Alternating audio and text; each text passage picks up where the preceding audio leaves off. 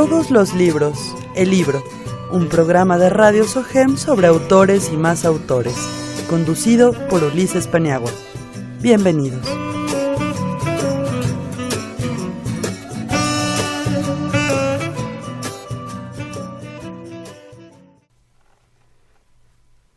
Hola, ¿qué tal, querido Radio Escucha? Mi nombre es Ulises Paniagua y envío hasta allí, donde quiera que estés, un abrazo de letras. Esta es una puerta sensorial hacia la literatura, un resquicio para que te permitas descansar entre libros, darte una tregua lejos de lo cotidiano.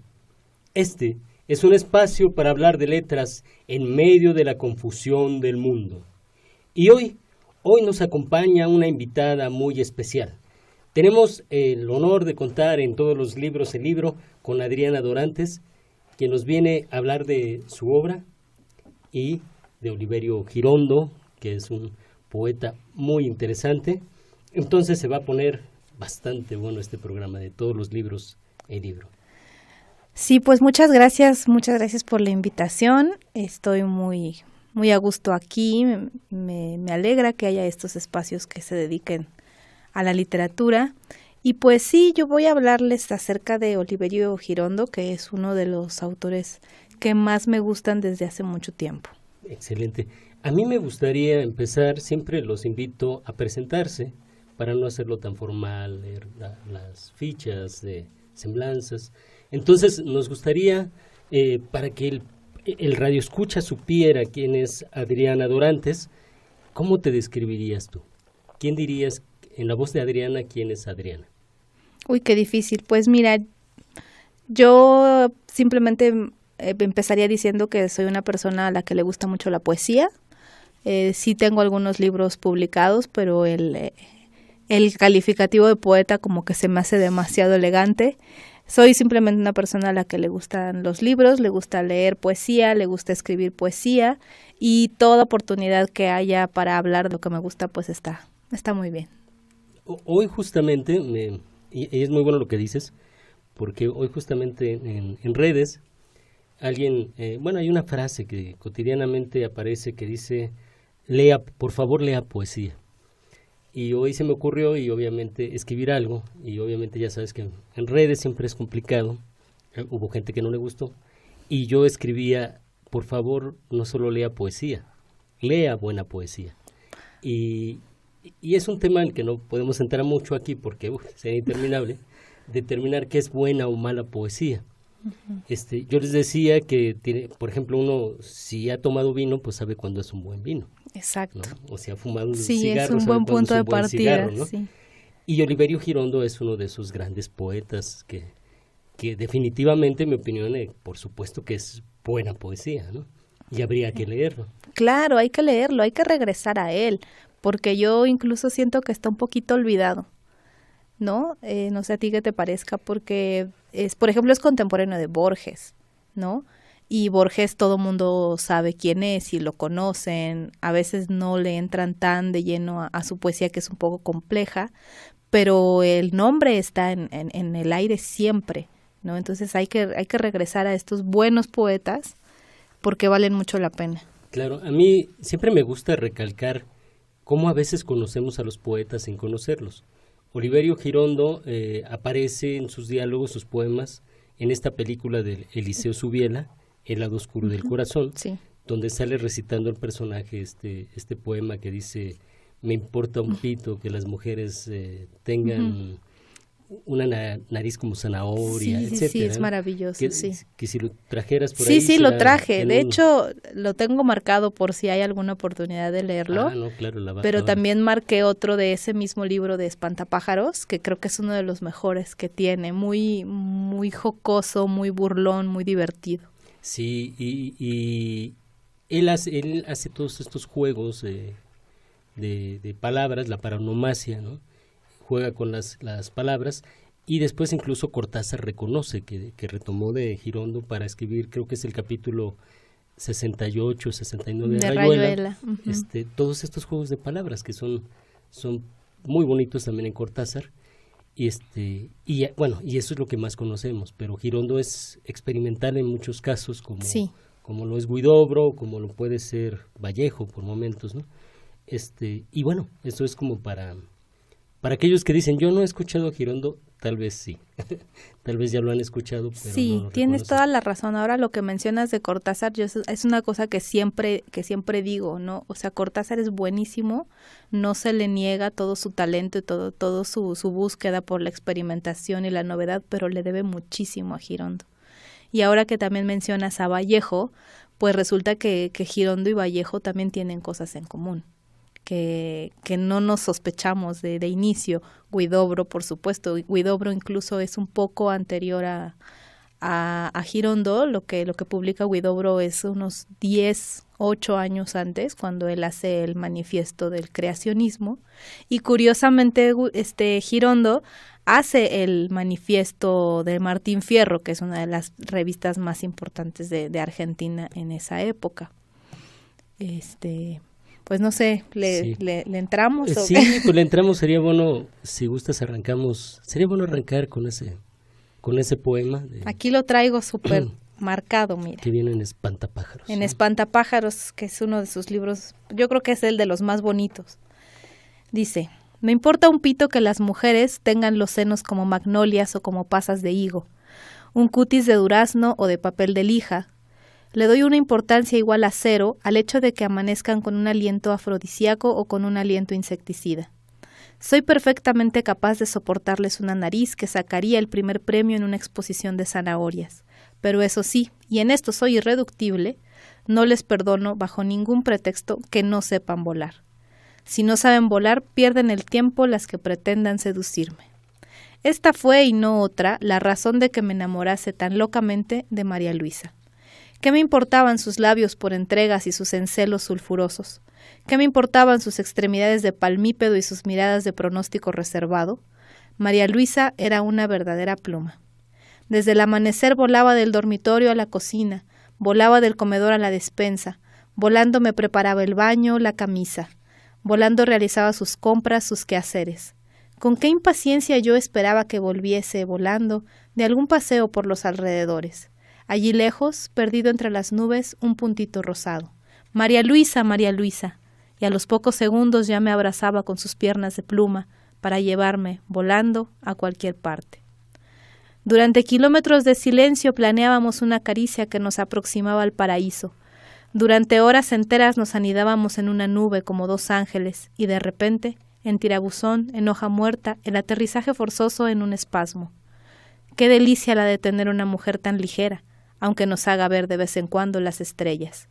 Qué voluptuosidad la de pasarse los días entre las nubes, la de pasarse las noches de un solo vuelo. Después de conocer una mujer etérea, ¿puede brindarnos alguna clase de atractivos una mujer terrestre? ¿Verdad que no hay una diferencia sustancial entre vivir con una vaca o con una mujer que tenga las nalgas a 78 centímetros del suelo? Yo, por lo menos, soy incapaz de comprender la seducción de una mujer pedestre, y por más empeño que ponga en concebirlo, no me es posible ni tan siquiera imaginar que pueda hacerse el amor más que volando. Pues ahí lo tienen, un texto magnífico. Lo curioso de ese texto es que en la película solo ocupan un pedacito. El inicio, sí, ¿no? Y ya después la otra parte es bastante extraña, ¿no? Ahora lo acusarían de misógino, de claro, machista. De machista, que por qué la mujer tiene que hacerle todo al señor y bueno.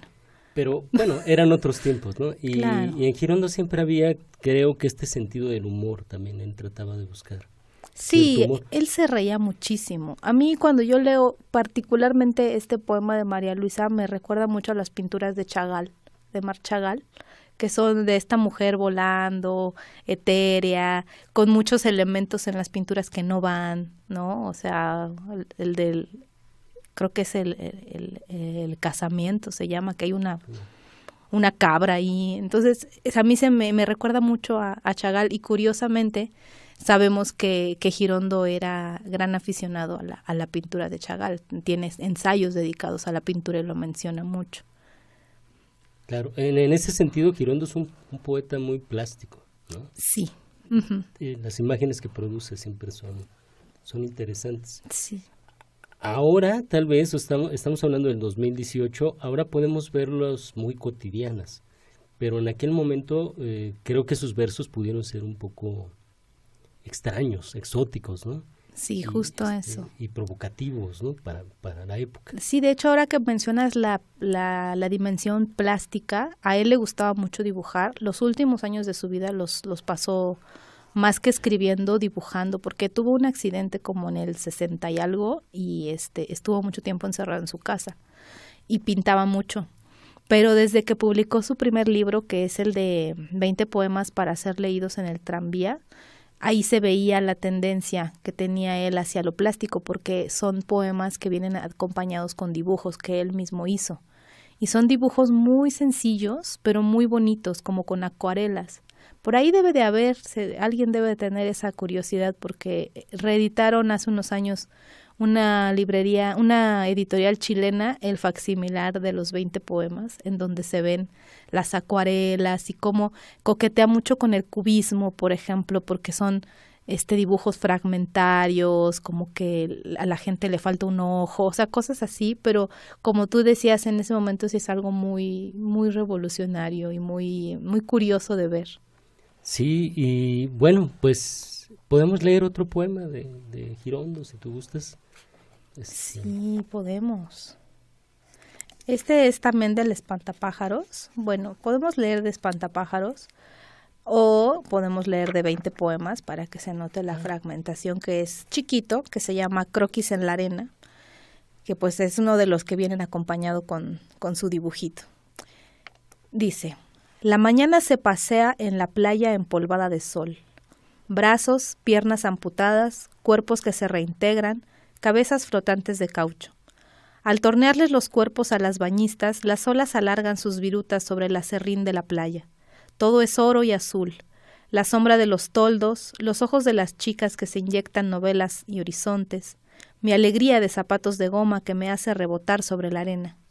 Por 80 centavos los fotógrafos venden los cuerpos de las mujeres que se bañan. Hay kioscos que explotan la dramaticidad de la rompiente, sirvientas cluecas, sifones irascibles con extracto de mar, rocas con pechos algosos de marinero y corazones pintados de esgrimista, bandadas de gaviotas que fingen el vuelo destrozado de un pedazo blanco de papel. Es muy distinto, pero muy de imágenes, ¿no? De fragmento, y nos da una idea de cómo era estar en la playa en esas épocas. En esa época, ¿no? Estamos hablando de los años... De 1922 se publicó 20 poemas para ser leídos en el tranvía. ¿Y Girondo vivía en Buenos Aires? En ese momento, bueno, él es de Buenos Aires, estuvo viviendo un rato en Buenos Aires, viajó a Europa, pero creo que no sé si sea en la época en la cual él se dedicó a viajar, porque fue muy curioso, porque él venía de una familia medio elegante y pues no aristocrática, pero de esas familias argentinas todavía con pretensiones, y su papá le dijo que tenía que ser abogado o abogado, y pues él no quería ser abogado, como muchas veces pasa con los escritores, y llegó a un acuerdo con su papá de que, bueno, está bien, voy a ser abogado a cambio de que cada verano tú me mandes a viajar a Europa. Entonces estuvo viajando como por 4 veranos seguidos a Europa, no solo a Europa, se fue a Asia, estuvo en muchas partes del mundo, y sospecho que de esas épocas puede que él sacó todos estos poemas, porque es una especie de cuaderno de viaje, que algunos están incluso localizados, ¿no? De lugares en Francia, en España. Entonces me imagino que ha de haber sido de esa época que él empezaba a escribir. Sí, ¿cuántas épocas tiene Oliverio Girondo? Pues mira, yo siempre he pensado que tiene 4 épocas que están enmarcadas por 4 de sus libros más importantes. Entre medio hay otros menores y hay unos un poquito menos poéticos, más bien narrativos. La primera pues es con 20 poemas para ser leídos en el tranvía, de 1922. Después, en 1932, publica Espantapájaros, que es del que leímos el de María Luisa. En 1942 publica Persuasión de los días, que es una cosa totalmente diferente a lo que estuvo haciendo al principio. Y en 1954 su obra, digamos, más vanguardista, que es En la más médula, que es donde precisamente él propone una ruptura total con el lenguaje. Empieza él como a cuestionarse las mismas problemáticas que tuvo incluso Platón, ¿no? Que están en el cratilo, en el lenguaje, qué tanto corresponde lo que se dice con lo que se es, hasta qué punto podemos deconstruir el lenguaje y hacer otro nuevo, que pues esto finalmente nos lleva a Cortázar, ¿no? Al Gíglico. Yo creo que esas son las 4 etapas más significativas y hay puntos en común, pero sí hay cosas muy distintas una de otra. Por ejemplo, de 20 poemas en La Más Médula hay un cambio total. Claro, y son no solo, ejercicios, son propuestas muy interesantes y que nos comprueban que desde los griegos ya había esta idea, ¿no?, de pensar en neologismos. Sí. Y autores que no han sido muchos que han experimentado con el lenguaje, ¿no?, en este sentido. Uh-huh. Empezando por James Joyce, probablemente. Joyce, claro, sí. El primero. Está este poema de Trilce. Sí, ahora que mencionas Trilce, 1922 se publicó tanto 20 poemas como Trilce. Y también en ese año se publicó Andamios Interiores de Maples Arce, que pues es el estridentismo, ¿no? Y Desolación de Gabriela Mistral, que es un poco diferente, pero pues que también es una de las de las escritoras de entonces más importantes. Claro. Yo por eso siento que tienen algo de común Vallejo y Girondo. Sí, y además, pues para aquellos que creen que están descubriendo el hilo negro, ¿no?, pues lamentamos informarles que ya existían las vanguardias y lo experimental. Exacto. Desde esta época, ¿no? Sí. Que mucho tenían que ver con el fin de la Primera Guerra Mundial, uh-huh, el caos del orden, ¿no?, por decirlo así, el caos entre el orden que aparentaba tener el mundo, y La Más Médula, que es una cosa fantástica, ¿no? Es maravillosa, es muy complicada, pero a mí me causa mucha curiosidad cómo, en las vanguardias pues vienen de Europa, ¿no? De finales del siglo XIX, principios del siglo XX, más o menos. En 1913, por ejemplo, estaba ahí Apollinaire escribiendo cosas, ¿no? El manifiesto del surrealismo también fue por esos años, el creacionismo que ya vino para acá, para Europa, y esos años fueron como los fuertes de la vanguardia, y muchos de los autores de la vanguardia como que a finales de sus vidas se empezaron a pues sin no poner conservadores, sí empezaron a hacer otro tipo de cosas. Sin embargo, Girondo, su libro más vanguardista fue el último, ¿no? 1954, cuando ya habían pasado muchas cosas y ya había existido y caducado el dadaísmo, existido y caducado el futurismo, que el estridentismo tampoco tuvo como tantísima fuerza, pues él seguía en esa veta creadora, ¿no? Como rompiendo con el lenguaje, proponiendo cosas nuevas, haciendo unas referencias muy extrañas, componiendo palabras nuevas entre dos, o sea, una cosa totalmente loca, ¿no? Uh-huh. Sí, pues me gustaría, si se puede, que leyéramos un poco de La Más Médula. Sí, La Más Médula. Pues es una locura, así que aquí sí vamos a agarrar el que sea.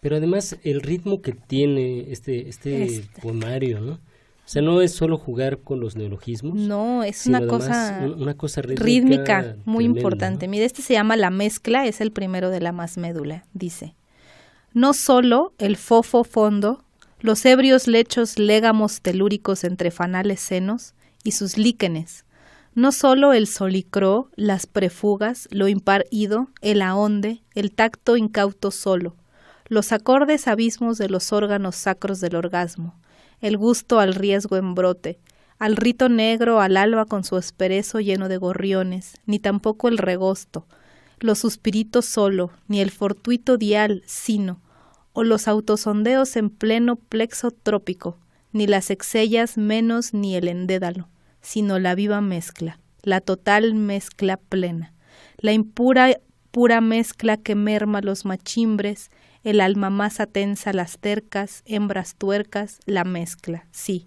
la mezcla con que adherí mis puentes. Sí, pero además en estos poemas hay, a pesar de todo, hay cierto sentido. Claro. ¿No? Uh-huh. Es el uso del lenguaje, pero siempre hay un cierto sentido que más o menos que Cortázar lo hace un poco más ligero todavía, entonces se entiende mucho mejor en Cortázar todavía el texto. Sí, este texto, como es el primero, yo lo tomo como una declaración de principios, ¿no? Como un manifiesto, porque te está diciendo que de lo que te va a hablar es de una mezcla, y que esta mezcla es nada, pero es todo, porque con ella él se conforma. Y no solo se conforma él, sino se conforman todas las palabras y todos los poemas de este libro. Vamos como de lo chiquito a lo grande, la vocal, la palabra, la frase, la oración, hasta hacer todo el libro, y que él declara que es una mezcla, y finalmente eso es el lenguaje. Por supuesto, y también hay que notar las aliteraciones, sí. Cómo juega con las R's, cómo juega con las S's, ¿no? Que no es casual, ¿no? No es casual. Y usa esdrújulas, pero creo que no de una manera abusiva, ¿no? No abusa de las esdrújulas, ¿no? No, sí lo tiene como que todo muy, muy bien pensado, a pesar de que parece que no. ¿Tú sabes cuánto tiempo tienes ese dato? ¿O sabes cuánto tiempo le llevó a él escribir? Fíjate que no sé cuánto le tomó. Sé la fecha de publicación, pero no sé si todos los 10 años que hubo entre Persuasión y estuvo trabajando en La Masmédula, porque entre esos dos hay otro que me parece que, creo que sí va ahí, que se llama Campo Nuestro, que nada que ver, o sea, es muy hacia lo argentino, ¿no? Muy incluso la pampa y los gauchos, es un poco así, o sea, nada que ver. Y luego de repente llega a esto, es una cosa muy extraña. Pues leemos otros, si te gustas, hay tiempo para leer otro. Voy a leer de las puertas. Absorto tedio abierto ante la fosanoche inululada, que en seca grieta abierta subsonríe su más a gris recato. Abierto insisto insomne a tantas muertezones de inciensozón, revuelo, hacia un destiempo inmóvil de tan ya amargas manos, abierto al eco cruento por costumbre de pulso no maldigo, por mero nimio glóbulo abierto ante lo extraño, que en voraz que derrumbe, circunroe las parietales costas abiertas al murmurio del más sombra, mientras se abren las puertas. Es una locura, ¿no? El murmurio del más sombra, ¿no? Es una locura, sí. ¿Qué más podemos decir? Además es tremendo porque como ellos algunos poetas ya hicieron todo esto, yo algunas veces escribiendo poesía juego un poquito con esto, pero no me atrevo a jugar más de 2 o 3 líneas. ¿Por qué? Porque sería demasiado obvia no solo la influencia, sino o sea, no se puede inventar algo. O sea, en ese sentido, estos poemarios de estos grandes poetas marcan un antes y un después. O sea, sí. No puede uno llegar a decir que está jugando con palabras y que eso nunca se había hecho, porque ellos ya lo hicieron y lo hicieron muy bien. Entonces dejan la vara muy alta para los futuros poetas y entonces finalmente los juegos de palabras se convierten a final de cuentas en referencias. Sí. De Trilce, de La Masmédula, ¿no? De Altazor, por supuesto. Altazor empieza más o menos normal y en el canto 7 es una locura. El Conde de Lotremont también, por ejemplo, ¿no? Que ese sí es un poco más surrealista, pareciera, pero también hay juegos interesantes de palabras, ¿no? Y en cuestión de narrativa, bueno, está Cortázar, está Guillermo Cabrera Infante, en Cuba, ¿no? Y bueno, ahí es cuando uno tiene que pues los invitamos a descubrir más acerca de la literatura, porque es posible jugar con la lengua, como ellos lo hicieron. El problema es que ahora hay que jugar, bueno, si se quiere llegar a esos niveles, pues de otra forma, ¿no? Sí, es un poco esta conciencia de qué es lo que hay detrás de ti, ¿no? Por ejemplo, estos vanguardistas sabían muy bien lo que había detrás de ellos. Eran lectores muy, muy conscientes del tipo de literatura que los antecedía. Y porque conocían ese tipo de literatura fue que ellos tuvieron la rebelión de romperla pero con una conciencia muy clara de que no estaban como inventando nada más, o sea, que había una razón. Una cosa que tienen en común las vanguardias es que hacían manifiestos, ¿no? Huidobro lo hizo, Girondo, y en esos manifiestos estaban como, pues, valga la redundancia, manifestando, dando como un principio, ¿no? De por qué están haciendo las cosas, qué es lo que quieren conseguir, en qué creen, contra qué están luchando, por qué se están pronunciando con esta nueva forma de hacer literatura. Lo que decía Girondo, que finalmente hasta después se supo que él era el que firmaba el Martín Fierro, pero él abogaba por una nueva sensibilidad, ¿no? Estamos en contra de las estatuas, queremos una nueva sensibilidad. Nos dicen que ya nada es nuevo bajo el sol. Entonces Girondo en su manifiesto decía, bueno, está bien si nada es nuevo bajo el sol, pero nosotros tenemos que verlo con diferentes ojos, porque ahí es donde está el detalle. Y más o menos con esa idea es que se encuentra una constante en toda su obra, con esta idea de, bueno, ya sabemos lo que hay, pero ¿cómo lo vamos a transformar, a modificar? En el espantapájaros se ve también, ¿no? Estas ganas de ser un poco, de romper, pero con la conciencia de qué estoy rompiendo, qué estoy haciendo para que esto valga la pena. Claro. De ahí la consigna esta de decir que poeta es aquel que está mirando con otros ojos lo que ya está. Exactamente, ¿no? justo. Uh-huh. Y bueno, pues si me lo permites, estimada Adriana, vamos a dar paso a el delicioso lenguaje de la música, hablando de lenguaje, que la música también es un lenguaje. Sí. Y hoy toca el turno a un disco también muy extraño, hablando de cosas extrañas, que se llama Clandestinos y Nocturnos, en el cual tuve oportunidad de participar. Soy malísimo para las fechas, la verdad. En el año 2014. Y esta es una canción que escribí para ese disco, la escribí antes, y que corre en la cuestión de música, en la voz, en la guitarra, de Miguel Ábrica. Entonces vamos a escuchar la canción número 2 de este disco Clandestinos y Nocturnos, que se llama Alerta.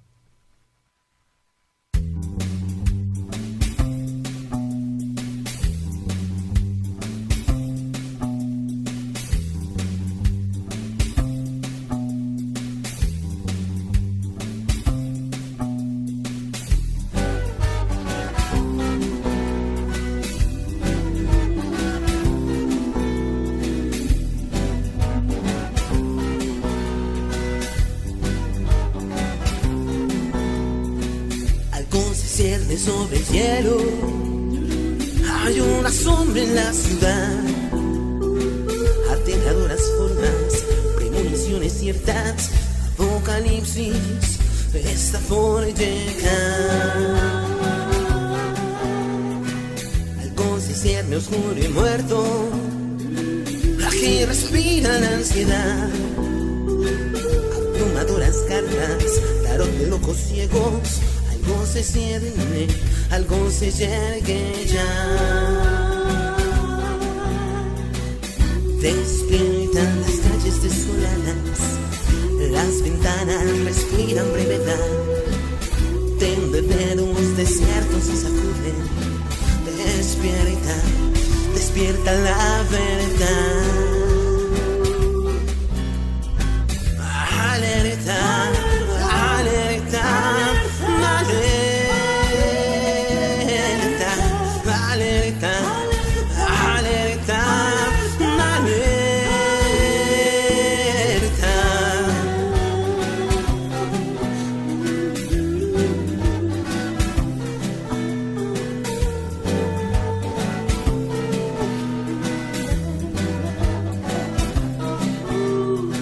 Todavía no sé si soy negro, como la nocturna bola blanca, cuando aburrida muestra la espalda, rojo, como reventada piel de animal sobre el duro asfalto, o pardo como agua encharcada. Solo sé que soy hijo adoptivo de la esquizoide megalópolis, que me amamanta con litros de gas para que no deje su regazo. Me transforma en reflejo suyo, tenso, irritable, pestilente, para que no sea ángel de paz, ni demonio rebosante en júbilo, sino cabeza y cuerpo escindidos, habitante digno de su vientre.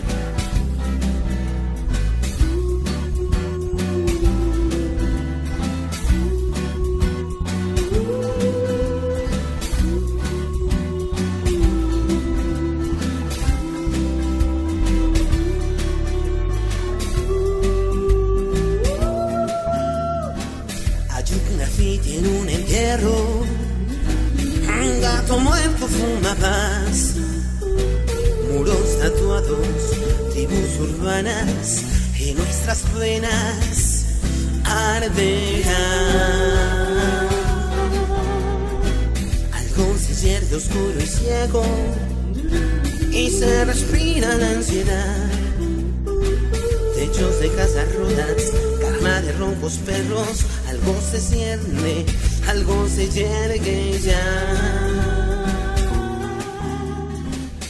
Despiertan las calles desoladas, las ventanas respiran brevedad. Tenderos desiertos se sacuden, despierta, despierta la verdad. Alerta, alerta, alerta, alerta, alerta, alerta.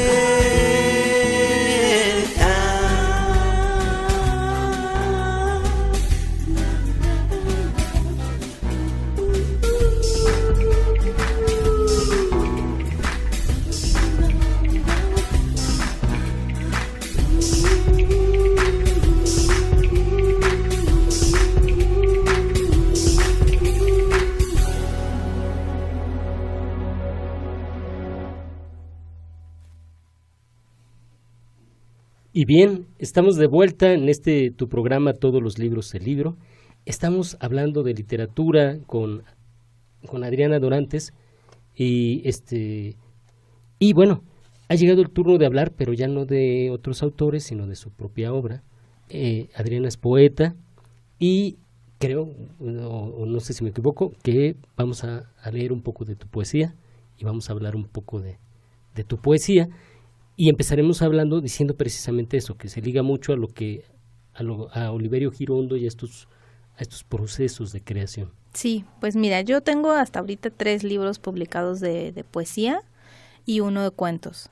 El primero salió en el 2012 y fue como un poco un experimento, como todas las primeras cosas que hacemos.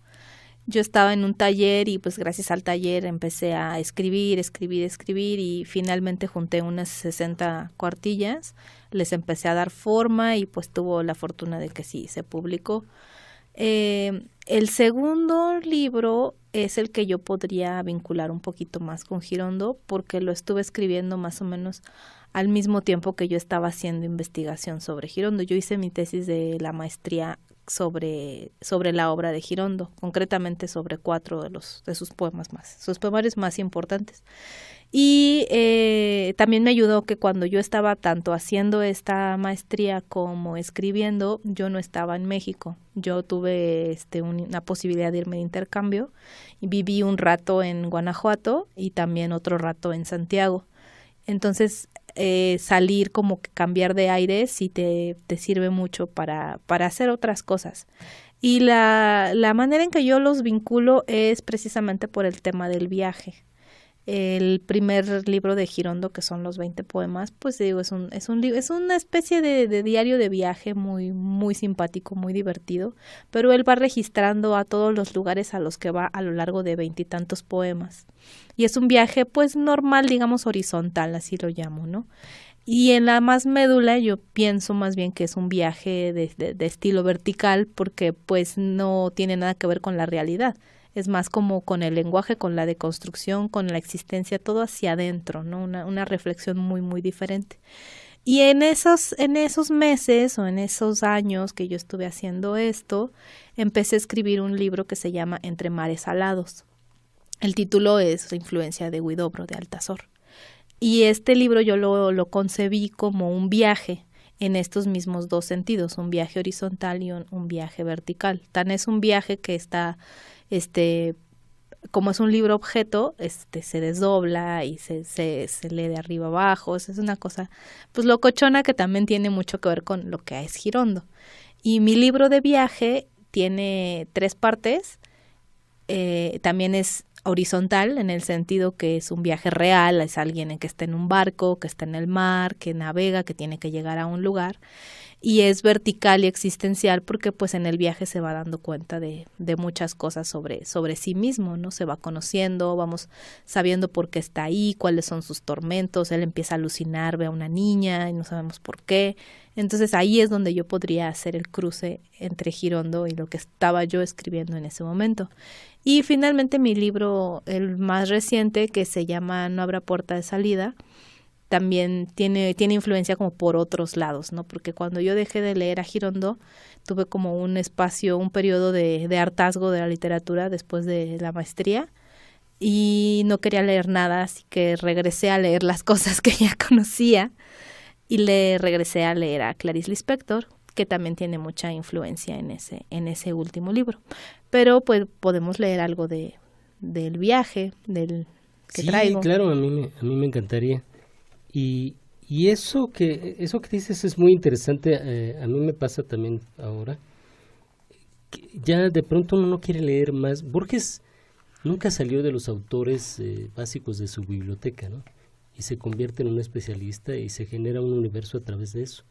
Entonces, a veces creo que es necesario, hablando como de viajes, ¿no? Los libros son viajes, pero a veces es necesario regresar al mismo lugar, ¿no? Sí, porque siempre te dice cosas nuevas también, ¿no? Sí, yo, por ejemplo, hay pocos libros que he leído. Por ejemplo, la Metamorfosis la he leído 3 veces y cada vez me parece distinta, cada vez encuentro cosas distintas. Y también me he estado dando la tarea de releer. A Borges y a Cortázar los releo siempre, a Pessoa. Pero hay libros que creo que, por ejemplo, Altazor creo que hay que leerlo varias veces. El primero Sueño de Sor Juana hay que leerlo muchísimas veces. Muchísimas más veces. Pero es maravilloso, ¿no? Porque las cosas que uno va descubriendo, el sentido que se va encontrando en todo esto. Fíjate que sí.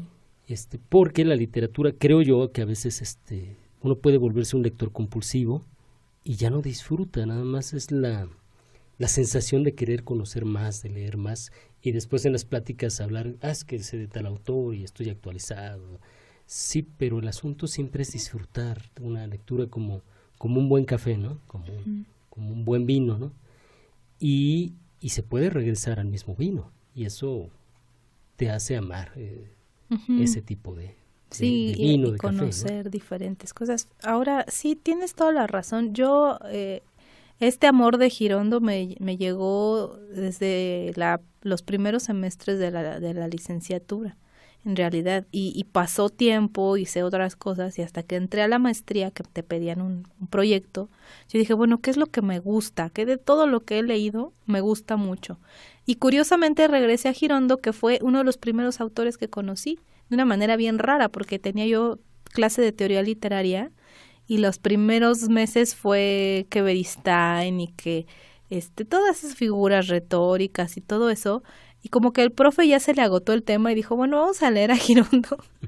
Y el resto del semestre leímos a Girondo, y desde ahí yo dije, este señor es lo máximo. Pero pasó mucho tiempo hasta que yo dijera, yo voy a regresar a él. Y en esa segunda lectura encontré otras cosas. Y en estos poemas que hacía tiempo que yo no leía, la más medula, en estos que leímos ahorita, ya encontré otras cosas, ¿no? Entonces, así. ¿Y tú estudiaste la licenciatura y la maestría en el mismo lugar? No, estudié la licenciatura en el claustro de Sor Juana, licenciatura en literatura y ciencias del lenguaje, y la maestría la hice en Guanajuato. En Guanajuato. Es una universidad.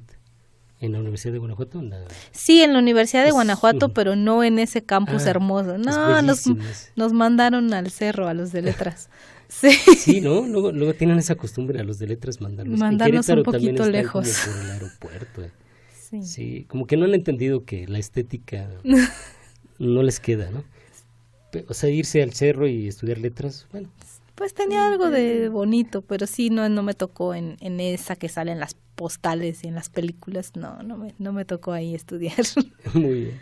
Bueno, Pues vamos a escuchar poemas de Adriana Dorantes, de su libro Entre mares alados. Esta es la primera parte, el viaje se llama. 1. Le pregunté al barquero si podía llevarme como su tripulante. Me llevó hasta una barca solitaria y me echó hacia el mar sin instrucción ni compañía. A cambio de 3 monedas me dio 3 hojas y un espejo. De mis alas dobladas arranqué 3 plumas. Ahora escribo. 2. Irse con el trinar del último pájaro. Desdoblar el recuerdo con los pasos atrapados en la niebla. Alzar las velas con el día fenecido y la noche apenas puesta. Andar al final del barco sin pensar jamás en su principio. Seguir la luz del alba venidera que baña un alegre destino. Viajar, renacer, olvidar. Esta noche parto con el silencio que existe antes del llanto, con el alma encanecida y la nostalgia en su cenit. Me voy en el parpadeo, en el instante de sombra, antes de que la soledad invada por completo la cordura de mis pensamientos. 3. Buscar el lugar perfecto, la palabra primigenia. Buscar ese amanecer en que no necesitemos a los muertos y no tengamos que escondernos del silencio. Buscar el halo transparente del alba calma donde no pensemos en los vivos que también están muertos. Buscar otro argumento, otra puerta de salida, gritar hacia el adentro, estallar las venas en alarido intenso. Y bueno, pues son varios. Sí, no, adelante, pues podemos seguir escuchando poesía de este libro o sí, sigamos con este libro si tú gustas. 4. Entre el muro y el suelo hay una hoguera de cal. En su centro trazo un rito consumado. Pongo la noche sobre mis ojos para olvidar la aurora de tu cuerpo. Llevo a cuestas un dolor niño. Niño es porque no sabe, porque no discrimina, porque crece. 5. Mientras deshago el hecho, la duda incendia la estancia. La estancia se ha convertido en un infinito desierto, donde la almohada que ha guardado mi cerebro es un pozo de luz nocturna y ruidoso silencio. Al abrir las pupilas al mundo, poco entiendo. Hay un techo azul que sabe a telarañas. Tu levedad entre mi piel es un eco frío. Solo queda tu color, rosa pálido y siniestro. Tu recuerdo. 6. Casi el polvo de la noche, casi la piel desnuda avanzan multiformes entre la dura niebla de mis ojos. Casi es tu esencia que recuerdo, iluminada duda, letra y acento de vacío mar. Mar que apaga el hielo y el profundo fuego derretido. Ir y venir de un grito rebotado sobre el fondo más suelo y el muro más espejo. Casi una voz que reconozco y un abismo de peces muertos. Casi yo, en agonía épica por una carencia. Casi la luna cómplice, temblando sobre la cubierta. Pues muy bien. ¿Qué piensa Adriana Dorantes acerca del acto poético? ¿Qué es para ti? Bueno, a grandes rasgos. Pues mira, te puedo decir lo que no es. No es una inspiración de las musas. No, eso no es. Porque tenemos esta idea equivocada de que los poetas como que se les aparece un hada o se enamoran y ya porque se enamoraron van a escribir. Eso no es. Yo pienso, por ejemplo, en lo que hacía Allan Poe, porque Allan Poe sí se ayudaba, digamos, para generar ideas, se metía drogas y tal, y escribía lo que en el sueño de opio le llegaba. Pero cuando ya estaba en santa paz, reflexionaba y pensaba y se ponía realmente a trabajar lo que él quería hacer. Porque el acto poético no es una magia, es producto de muchas lecturas, de mucha sensibilidad, de trabajo, de escritura, de escucharte otra vez, de leerte otra vez. Eso es lo que yo podría quizá decir que es muy parecido al acto poético, es un trabajo. Claro. García Márquez hablaba de las horas nalga, decía él. Sí, claro.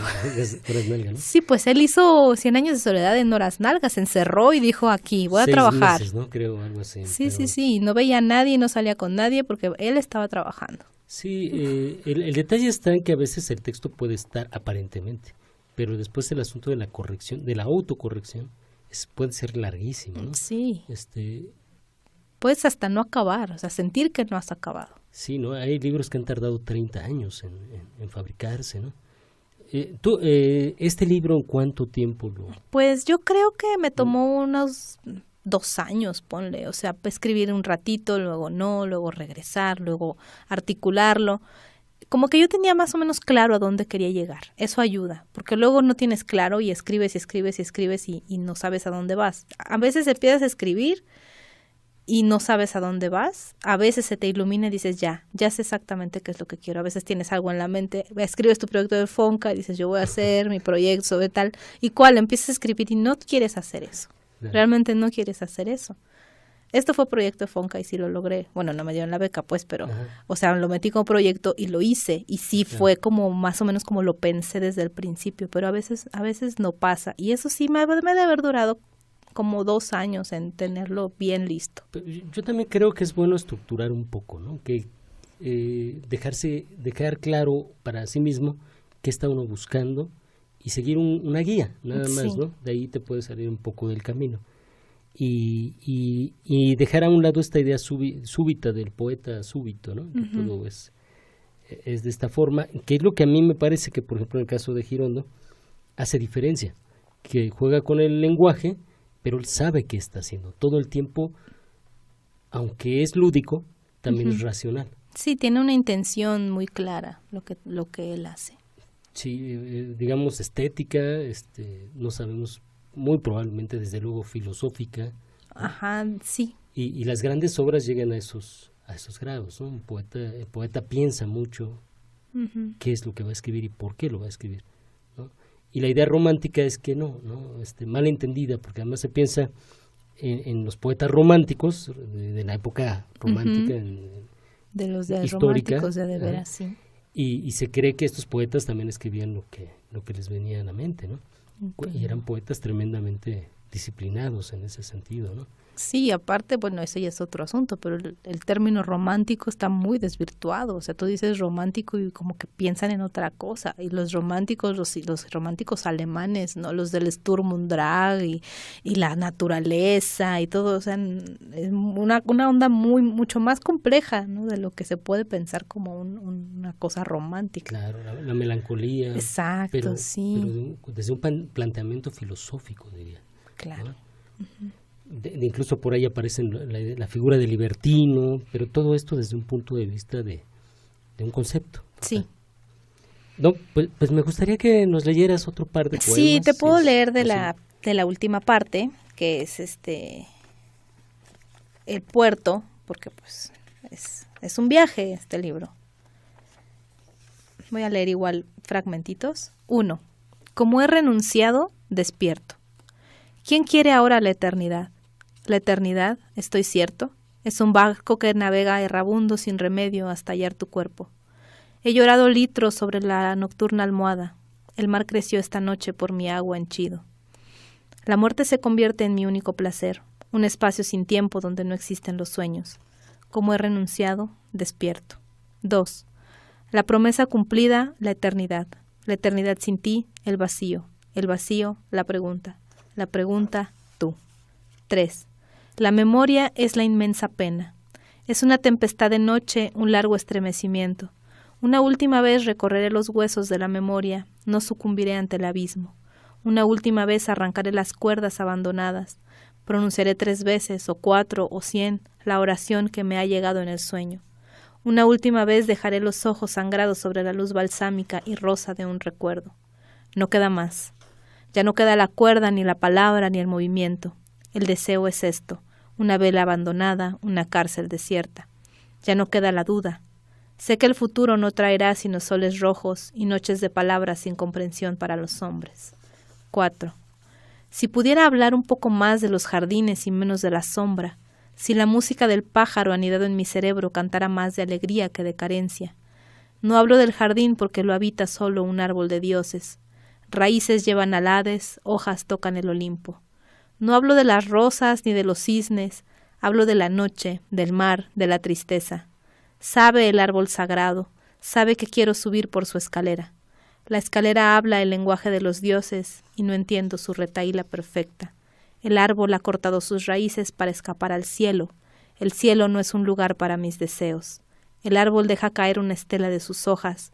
Las hojas son dagas verdes que clavan el cuerpo para siempre a la tierra. La tierra, última morada, la tierra. Mi reino no es este mundo de barro y fuego. Yo soy de agua, de sal y de secreto. La tierra es un triste valle de incendios, ciudad natal y despreciada, pintura ámbar, tierra siempre nostálgica, encierro amargo de mi sosiego. Pues ahí lo tienen, la poesía de Adriana Dorantes. Y bueno, pues vamos a dar paso a una segunda pausa para escuchar un poco de música, de trova, en este concepto de este disco que se llama Clandestinos y Nocturnos, que es un CD sonoro poético, y toca el turno de escuchar una mezcla de poesía y música, el poema Gran Cambalache del poeta uruguayo Saúl Ibargüen, con una canción de Miguel Ábrica que habla acerca de Éxodos. La canción se llama así, Éxodos. Vamos a escuchar la canción número 9 de este disco.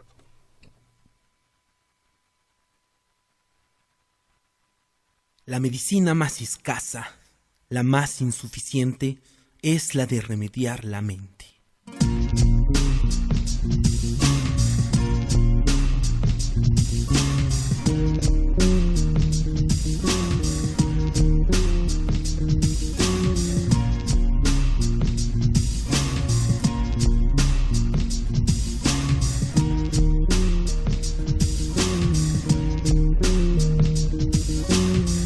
Gran Cambalache, corazón, mira, no mires para atrás ni para el costado. El futuro ya no está, el porvenir de todos lo han hipotecado. Por ahí quedó, es un billete de muerta lotería. Y el tiempo nuestro se nos va, y ya se fue, como un gorrión en la neblina. Mirá si es que podés, mira de a poco cada vez, porque los ojos no quieren ser ya más testigo fiel de la crueldad que el mal humano inventa. Gran Cambalache, corazón, el del Otremón, decíselo, contáselo, y aquí estaremos, pero a cantar, eso sí, y eso que sí, y eso que no. No le aflojes a la garganta, y el habré de cantar y de besar no te lo borra ni la depresión, ni la religión, ni el ricachón, ni el militarón, ni la computación, ni el politicón, ni la televisión, ni la corrupción, ni la traición, ni el señor condón, ni ningún campeón de cualquier porquería. Gran Cambalache, sí, tu perro corazón, y dale sin ladrar, dale a cantar y a besar, y a pelear y a sudar, por tu amor, tu tango y tu comida. Gran Cambalache, sí, y por qué no, tu corazón, el corazón más total. Gran Cambalache, sí, y por qué no, y por qué no, y por qué no.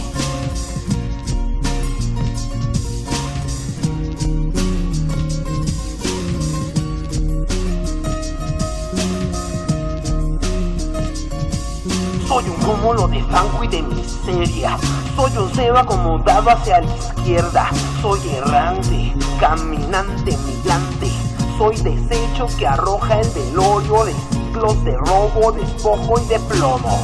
Tú sales a conquistar nuevas tierras, compartiendo tu imperio, tu espada y tu credo. Hoy yo viajo bajo el cielo estrellado y también bajo el sol que reseca los labios. Viajo en tren, en camión y en balsitas. Viajo en cajas como mercancía. Soy de Honduras y soy de Zimbabue.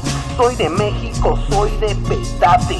Soy estorbo para el odio, para el pollero. Soy negocio, soy amigo de la muerte. Me acompaña y me hace fuerte, pero tú sales a conquistar nuevas tierras, compartiendo tus balas primero que nada. Hoy yo viajo bajo el cielo estrellado a tu tierra que en verdad no era tu tierra, y resulta que yo soy un ilegal, viola fronteras. Soy un paso soñador y desafiante que abandona a su familia por el hambre. Soy el fétido lamento de la tierra después de tantas bombas y balas y tanta miseria. Tú salías a conquistar nuevas tierras, compartiendo después de las balas tu credo. Soy la huella que dibujan Pepe y Toño. Soy su esclavo ultra contemporáneo. Soy sudor convertido en su tesoro. Son mis amos y yo soy su trapo. Soy errante, caminante, migrante, sin más nación y cultura que el consumo enajenante. Errante, caminante, sin sin más nación y cultura que el consumo enajenante. Errante, inmigrante, sin más nación y cultura que el consumo enajenante.